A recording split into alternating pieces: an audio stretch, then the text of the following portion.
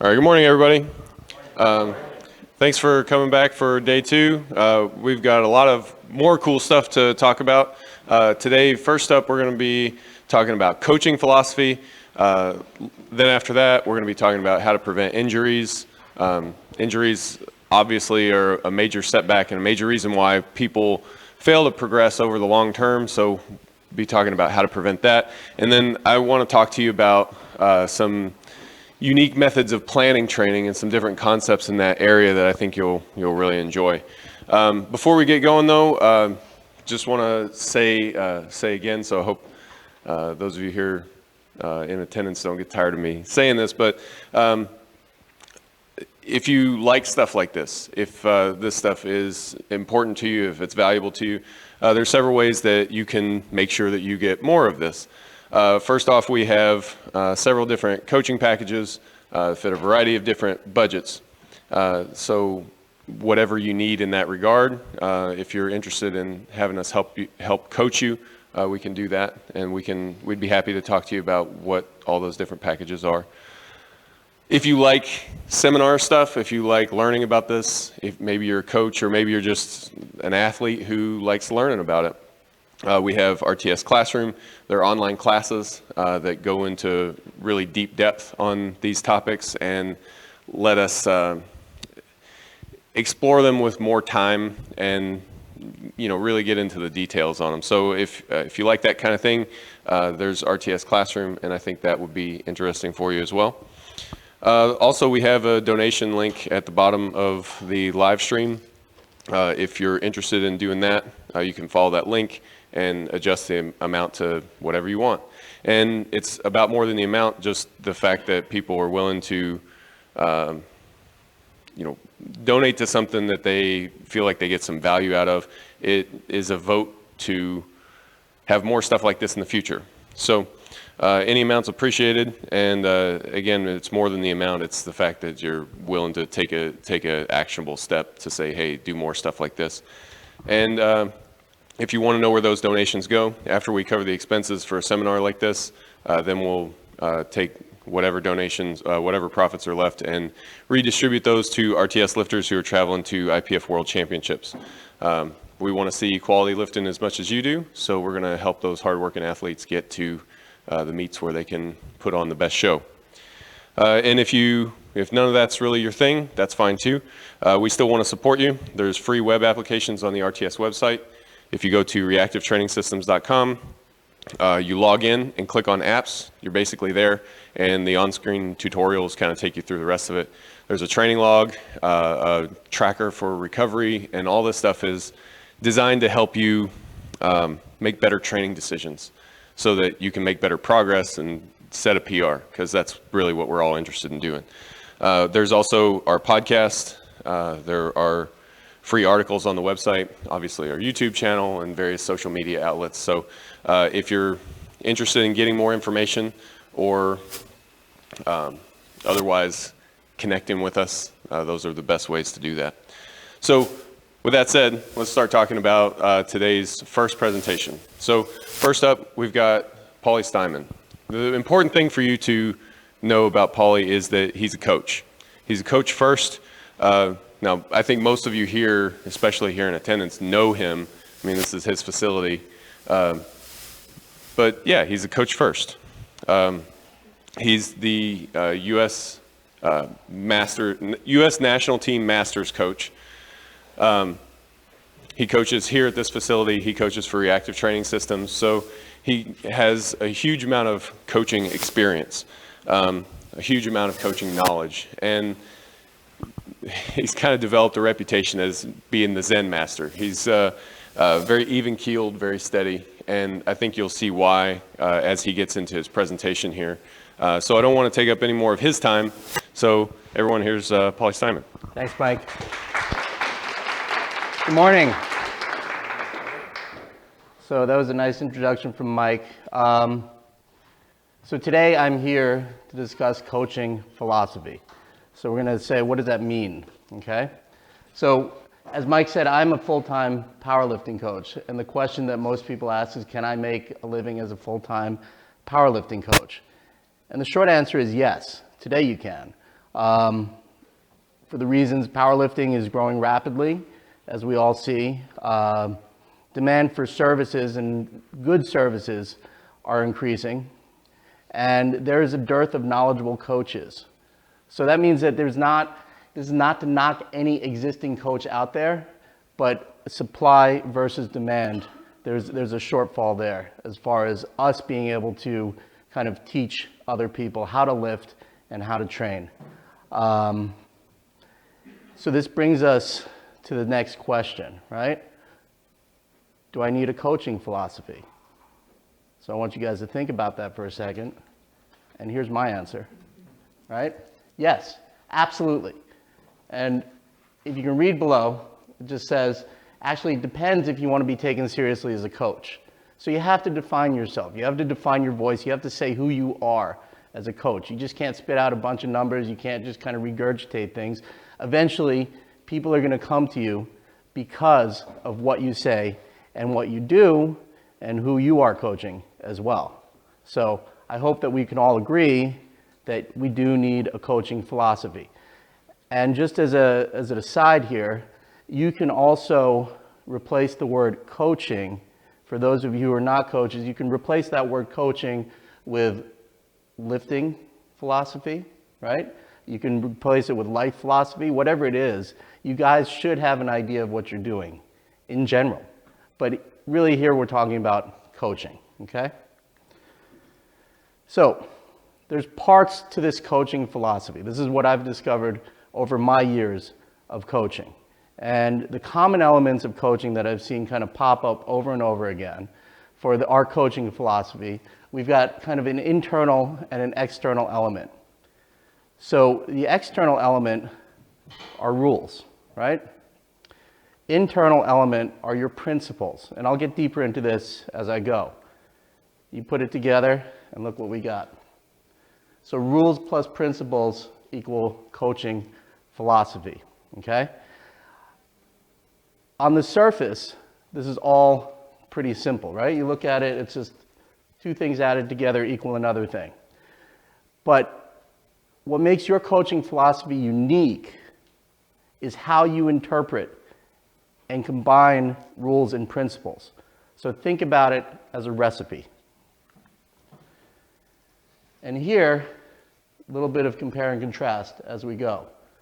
So let's take a look at the first, right? As I said before, rules are objective. So rules exist outside of you, okay?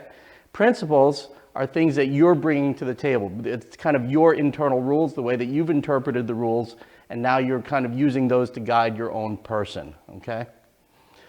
Then you've got rules being passive. Passive in the sense that it says, don't walk, you don't walk, right? Theoretically.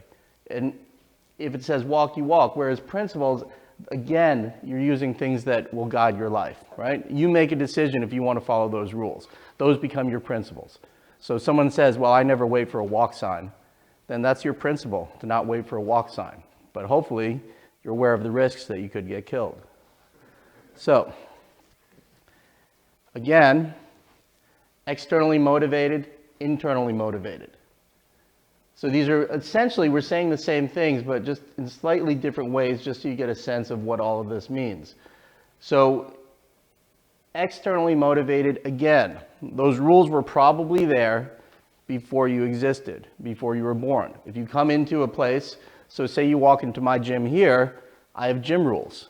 There's certain things that I would like you to do and like you to not do in the gym. And so that's coming from outside of you. It doesn't matter who you are when you come in here, these gym rules exist, okay? Your principles, again, is how you allow the gym rules to act on you and how you decide to interpret those gym rules and what you want to do with them. So if you want to be a member of this gym, you should follow the rules, right? And hopefully, I'd say almost all of the time, people's at this level, as say following simple gym rules, people are properly motivated. They want to be a part of something, whatever it is. If you want to be a part of a gym, you want to be part of society, you're going to allow yourself to follow the rules. Next, we're talking about the basically rules will kind of help guide you through life, and principles are shaped through life. So again, you're born, you don't have any rules, you learn rules, you learn how to internalize those rules, and then you start to get an understanding of what these rules mean to you and things that you want to pay more attention to or not. Finally, rules created outside, and then principles unique to your person. So this should help kind of clarify for anybody who was not sure. The big thing to remember about this is, for this equation, the rules plus principles, is that the whole is greater than the parts, okay? So we have Voltron. For those of you who don't know who Voltron is, he's a giant super robot piloted by a team of astronauts. So if you look closely, you can see that Voltron is made up of a bunch of different spaceships to make Voltron. Working alone, these spaceships could not defend the universe. But when they come together, it's a completely different story, okay? So I think that was my best example of whole being greater than the parts, all right? So moving along, you're wondering about the benefits of developing a culture or coaching philosophy is. And it kind of become your guidebook on how to deal with situations. And as you experience more, your philosophy kind of matures and develops. So we can go through these. And the first benefit is it helps resist snap decisions and ill temperament. You kind of have a default. You don't have to, when you're faced with having to make a decision, you don't just default to hopefully it's internalized. It's a part of you as opposed to just kind of going like whatever you decide at the moment, right? Secondly, you want the rules to guide you through the choppy waters, or your philosophy to guide you through the choppy waters of ambiguous rules and moral gray areas. Again, it kind of helps become a guideline for your decisions. And I'll get to how we kind of start to develop this in a little bit. It helps you maintain a consistent outlook. So then again, having that coaching philosophy, life philosophy, lifting philosophy, whatever it does, helps you kind of look beyond all of these little things that could potentially derail you, and you just don't let them. It's not like when you start to look at the bigger picture. I think I said yesterday, it's like, for instance, you want to take a look at your lifting in terms of decades. And when you start taking that bigger view, that longer view, it helps you have a much better outlook. And finally, this is my favorite, it frees you to deal with complex and unpredictable situations. So when the really weird stuff happens, your mind is clear to deal with it. And you're not going to panic, you're not going to freak out, and you're going to actually handle the situation. Okay? So how do we get there? How do we go ahead and how do we start to develop our coaching philosophy? And I'm going to answer this with a question. The question is, how well do you know yourself, right?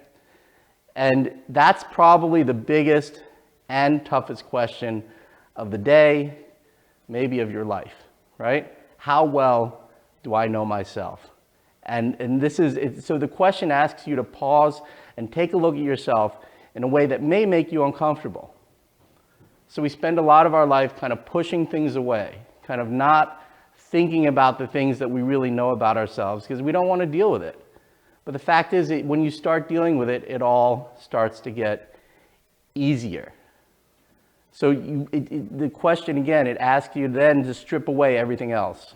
So take away all of the noise, take away all of the other things that people are saying, and you start to look internally, like really looking at your true self. And this question also asks you to accept what you discover, good and bad. So in short,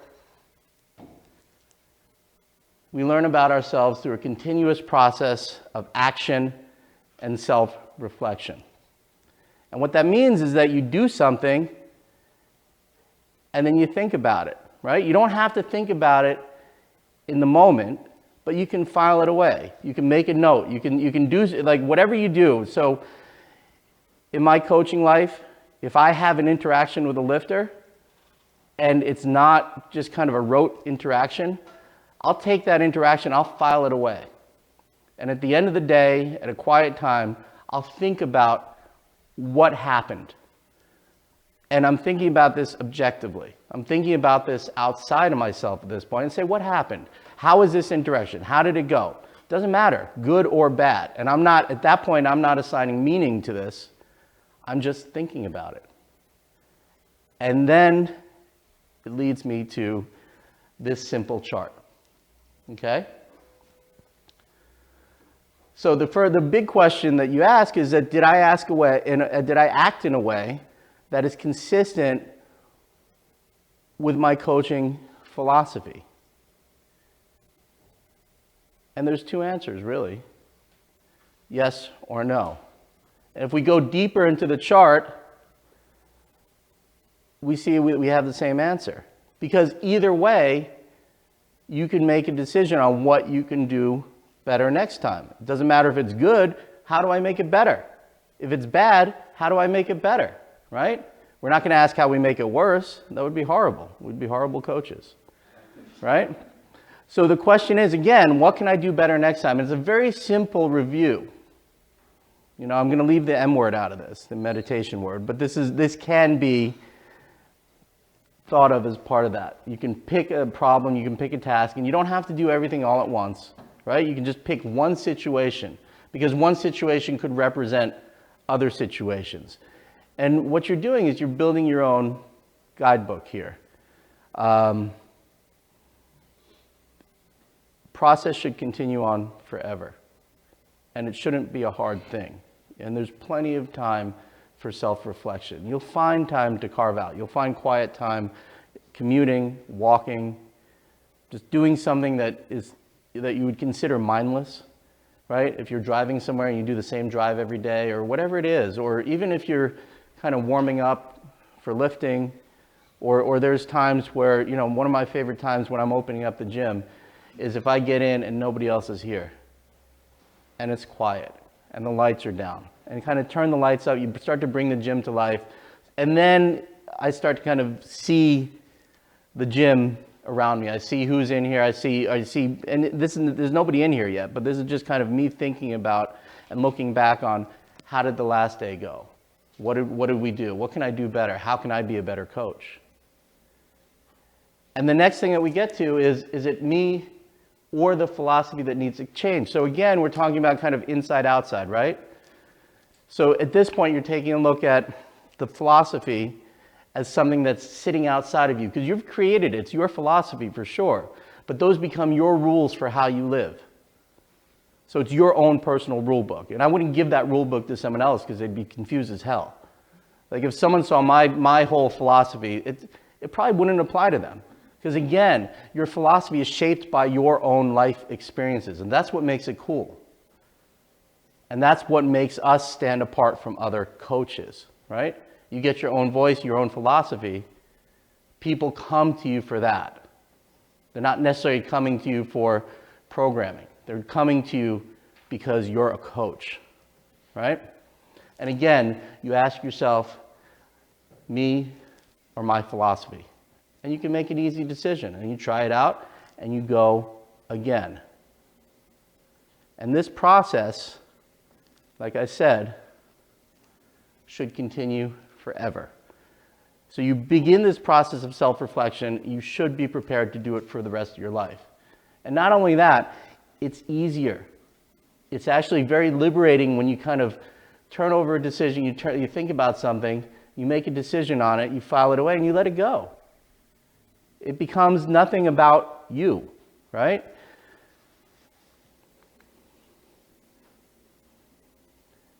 You got to be kind to yourselves. You got to give yourself the time and space to get used to self-reflection. You got to think about this is not going to happen overnight. And as much as it gets easier, you're still faced with difficult tasks, difficult choices, difficult challenges. And by being kind to yourself, you actually allow for those to come in. You allow for the solutions to come in. And again, this is not magic. This is actually us stopping and taking the time to think. I think, so I'm in an interesting position as a coach because of my age. I grew up without cell phones. I grew up without all of this kind of stimulus and noise and mess and distraction. And so in this gym, I actually don't like people to be on their phones. My thought is, you paid money to come to the gym, you're here in the gym, you're here to train, so what are you doing on Facebook?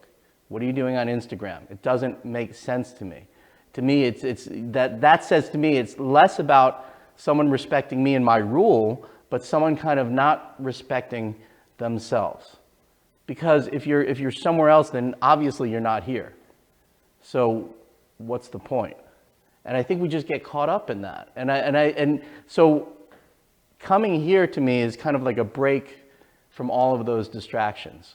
It's a break from having to feel like you need to respond to something immediately. The only thing in this gym that you need to respond to immediately is your own training. And it actually is an opportunity to be selfish. It's an opportunity to kind of just do for yourself and look inside. And I feel like if I grew up with a cell phone, if I grew up with, just a smartphone even, where I have so much access all at once, probably my opinion would be different. But this is my own coaching philosophy. And I think that I can share this with other people and hopefully make people better lifters, and then maybe make people better people. Who knows? Okay? Similar to the way that it takes time to develop physical strength, it's going to take time to develop the skill of self-reflection. So as far as giving yourself time and space, you might start with a simple question. Don't jump in. Again, using a gym analogy, you're not going to jump in and you're not going to max out immediately, to positive effect at least. So you want to make sure that you start with something easy. Warm yourself up and practice. And as you get more comfortable with it, it's going to get easier. Okay? So this sums it up, just saying that self-reflection is the cornerstone of your coaching philosophy. And this is where we start building our coaching philosophy. So most of you guys have a piece of paper and something to write with, if not all of you. So now we're going to do a little bit of work, okay?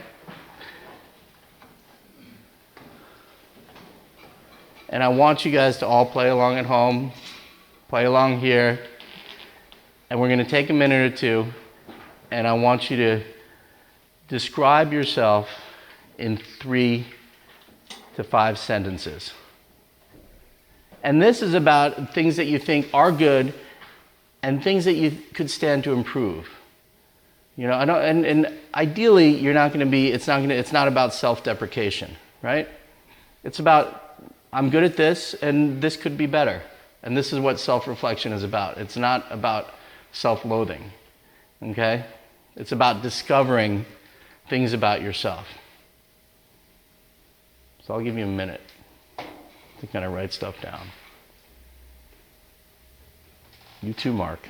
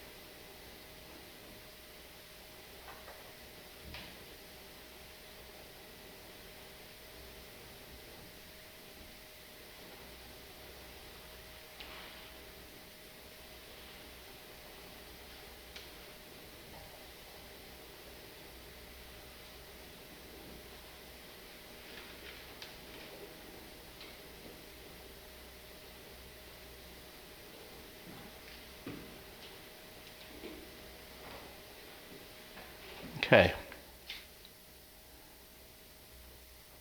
Next question. So I want you to, I'm sure that you guys are reading this and some of you are thinking about who had the best influence and who had the worst influence, right? And that's your filter. But what I want you to think about is I want you to think about your mentors and I want you to think about your haters, right?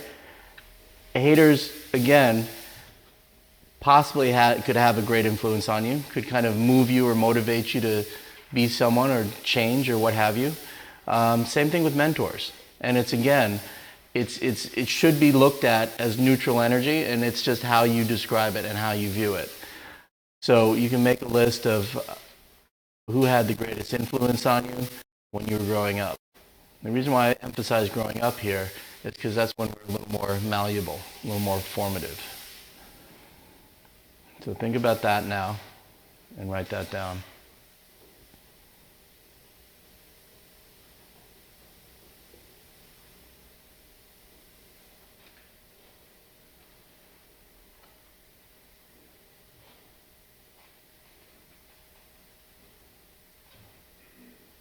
It's not supposed to be easy either.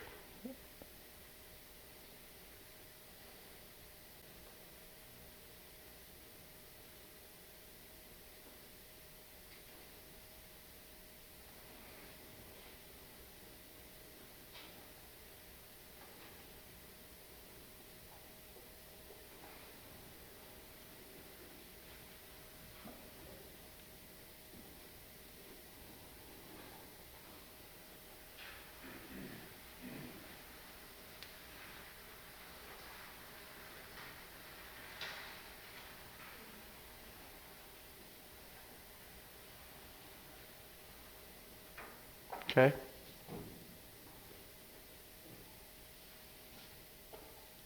Next question. What part of that influence is with you to this day? Again, the good and bad of the mentors or the haters, right? And an interesting question is, have any of these roles changed places?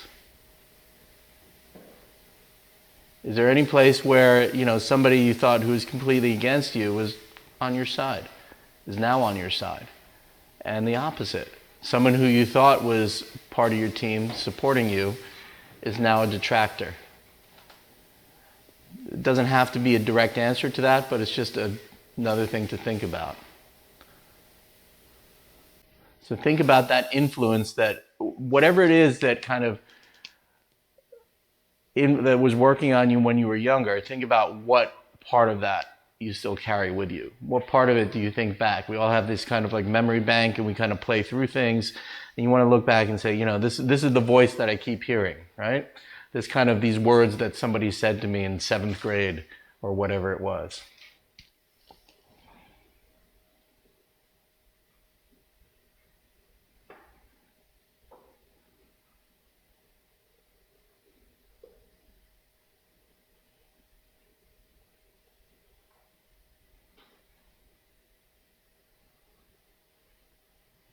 Overall, it should be important that you guys kind of take a bird's eye view of your life and try to be as objective as possible, almost like you're watching a movie.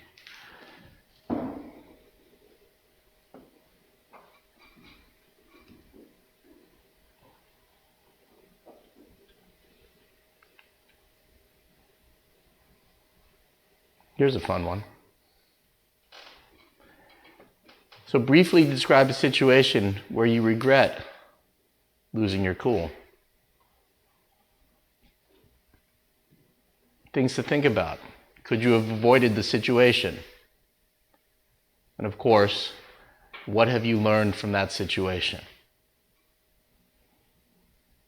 So the interesting thing here is that you define if you lost your cool, right? So someone could say something to me and be, man, I really lost my cool on that one. I'll be like, what? I don't think so. But again, it's your interpretation of what losing your cool means. So this is a very personal thing that you guys are doing.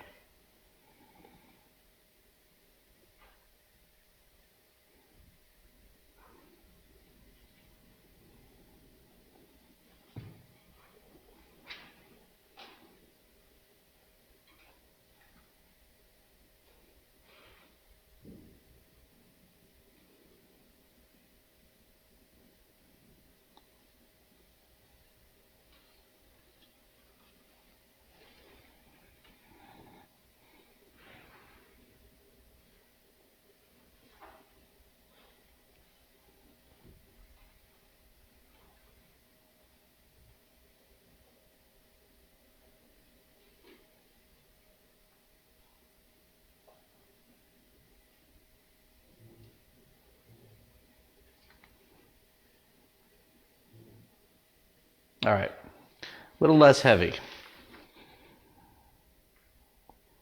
Who are fictional or non-fictional characters that you strongly relate to?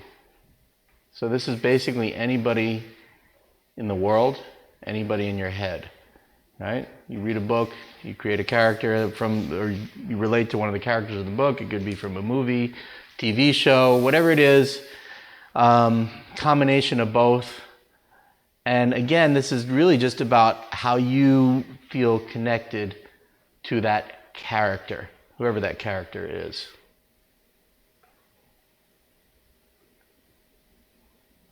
Clearly, I have a connection to Voltron. But it can give you a sense of, now you have a better understanding of why I do.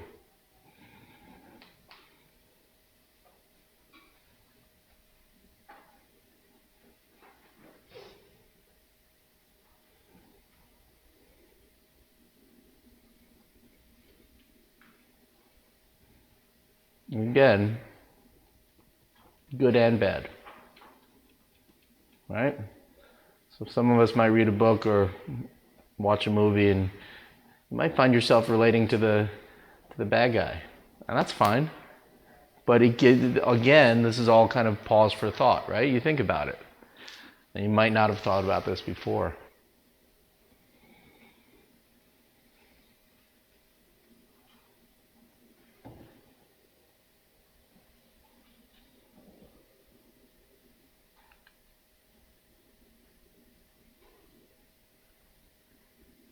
And of course, we're going to sum it up with this, or we'll finish with this, right?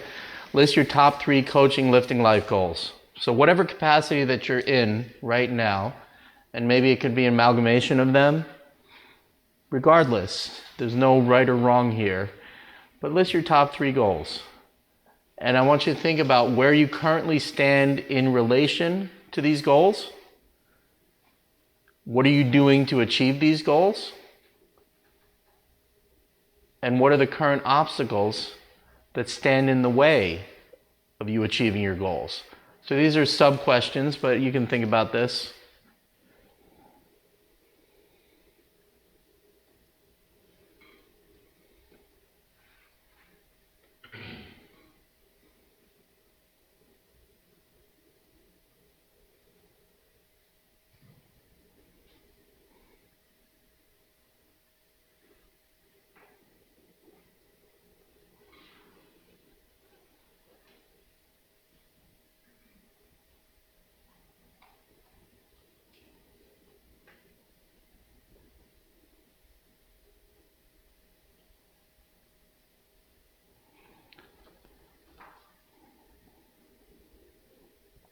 So your reactions to this exercise could be anywhere from no big deal to be like, holy cow, this was pretty damn intense. And that'll level out over time. And this is not necessarily the way that you need to do your self-reflection all the time. It can be much faster and much simpler. It could be in the sense of, you know, when Beck and I are walking home after a day at the gym, I might just turn to Beck and say, how did I do? And it's more of just kind of opening a conversation to kind of talk about kind of key points of the day, where it allows me to bring something out and say, well, you know, there was this situation between me and a lifter or so and so forth, and then I'll kind of give my opinion on how I think I could have handled it better.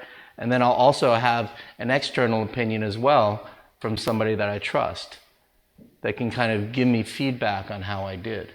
And so constantly I'm striving to improve and to be better and to be clearer and more concise. So you think about coaching, and we give cues to lifters. And we kind of boil those cues down to a one-word cue that means exactly what we want the lifter to do. And funny enough, we could use that same cue with 5 different lifters, and it would mean different things to each lifter because of the backstory, because of what you've developed with that lifter already. Now this, I'm not even going to ask us to review. Now I'm happy to discuss this with you, say over the course of the day or whenever, but this is for you. This is for you to start get you thinking. Start to think about how you want to put this together into a coaching philosophy. And this is something that you could do on a you know, we're talking maybe quarterly basis. kind of take a look, just write it down, file it away, write it down again. Or if you feel like you need a little more practice, you can do it weekly. It doesn't have to be done every day, because these are bigger questions that are not going to change. But the simplest question that you can ask yourself on a daily basis is, how did I do?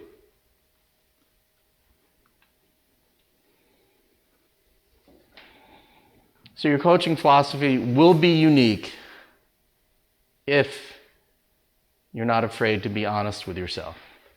So the exercise before, hopefully you'll be honest. And if you're not at this point, or it still feels a little itchy to do it, with some practice and repetition, it's going to get easier. A key thing here is, please don't try too hard to be unique, because it's not going to happen. It's going to be transparent. It's not going to feel real. So unique will happen if you relax and you just be yourself, which means that you actually have to be comfortable with who you are. So what can you gain from developing your coaching philosophy? In one word, everything. Your coaching philosophy becomes your playbook. It becomes your rule book, your personal rule book on how you want to live and interact with yourself and with others. So again, we want to go back after we've done this exercise and think about looking at the benefits, and you saw this slide earlier. So now think about how the things that you've written down already, and now that I've got you thinking, how this will help you kind of move forward. Again, you're going to maybe get a better understanding of why you react to things in a certain way. You know, maybe it is that mentor or bully from 7th grade, or whoever it is. You start to have a sense of how you've reacted to things in the past. And so that's why a coaching philosophy will help guide you through the choppy waters of ambiguous rules and moral gray areas. You're making your own rules. You're making your own book on this. Maintain a consistent outlook. Once you start to realize that nothing's too bad, nothing won't be too bad. So everything will be fine. And finally, free yourself to deal with complex and unpredictable situations. Again, having the playbook is going to be a big help for that. So all of this can lead to what I believe is the key to an enduring lifter, an enduring productive lifter-coach relationship. Trust. Okay? So all of this comes together. If I'm open, if I'm clear with people, people know what to expect from me, then I begin to earn that trust. And not until I can earn that trust from people will I be able to do my work and help them get better. And this is where I have the most fun. Once we kind of lock in with trust, this is where I have the most fun. I'm the most productive after I've earned that trust. And I'm sure that it goes both ways. Trust is, to me, what makes all of the hard work worthwhile.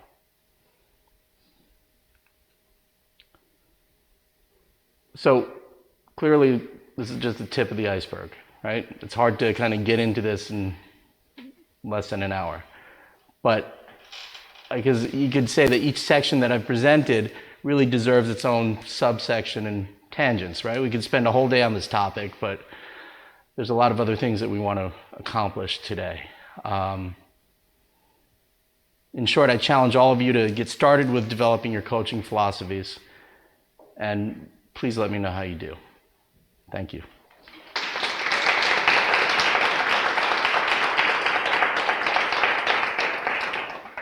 So I think we have time for a couple questions. Yeah, if any. Anybody have anything? You got one from the internet, please. All right, so John Garofano asks, what is something that you've learned and applied in regard to your coaching philosophy? Something that I've learned, probably to be cool. Like, seriously, to be cool. It's like, I think when I started coaching, I probably reacted a lot stronger to a lot more things. Everything was kind of new. There was a lot more stimulus. And I think over time, I realized that that wasn't me. It wasn't, I wasn't that excitable person. And it's just taking time and review and seeing how my actions affect others that allowed me to just kind of settle into who I am now and to be comfortable with who I am now. So, in short, I learned to be cool.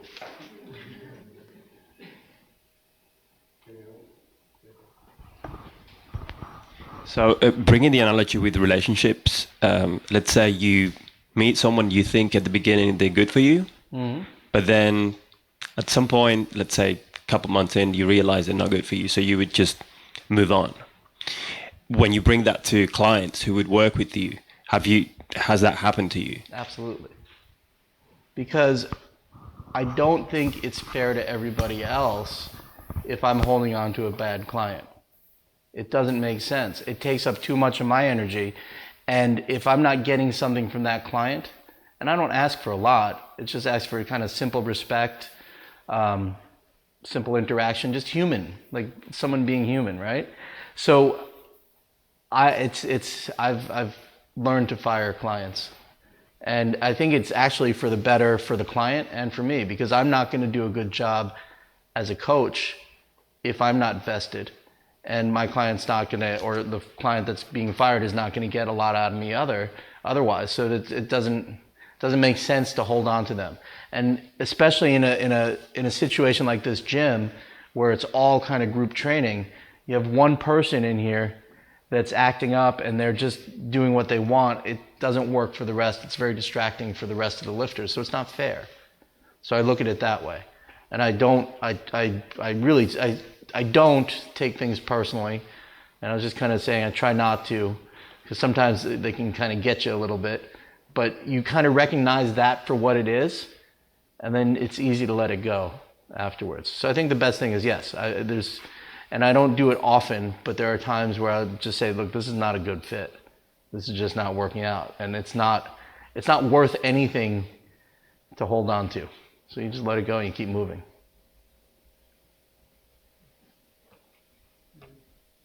Any others? All right, so we'll take a quick 10-minute break. Thanks, Paulie. All right, thank you.